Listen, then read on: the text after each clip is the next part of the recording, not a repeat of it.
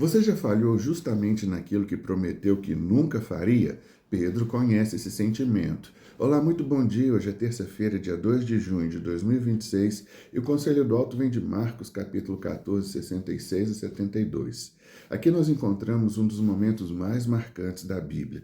Poucas horas antes, Pedro havia declarado que jamais negaria Jesus. Ele estava convencido de que sua fé era forte o suficiente para permanecer firme em qualquer situação. Mas, quando a pressão chegou, tudo mudou.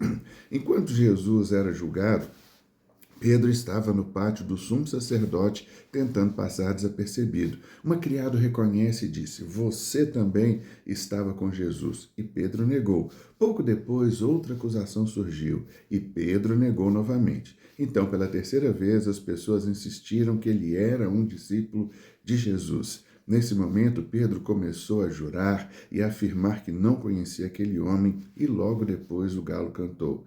Naquele instante, Pedro se lembrou das palavras que Jesus havia dito: Antes que o galo cante 2 vezes, você me negará 3 vezes. E ele começou a chorar. O que é que nós aprendemos com isso? Primeiro, que a autoconfiança ela é muito perigosa. Pedro acreditava que a sua determinação seria suficiente, mas ele descobriu que a força humana tem limites. A nossa segurança não está na nossa capacidade de sermos fiéis, mas sim na graça de Deus que nos sustenta. Segunda coisa é que nós aprendemos que o medo pode nos levar a agir de forma contrária às nossas convicções. Pedro não caiu diante de um exército, ele caiu diante da pressão de algumas pessoas ao seu redor.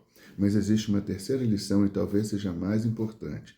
Jesus sabia que Pedro falharia e, mesmo assim, continuou amando-o. A negação de Pedro não pegou Jesus de surpresa e a sua falha não anulou o propósito que Deus tinha para a sua vida. Depois da ressurreição, Jesus restaurou Pedro. Aquele homem que chorou por ter negado o Mestre se tornou um dos maiores pregadores do Evangelho.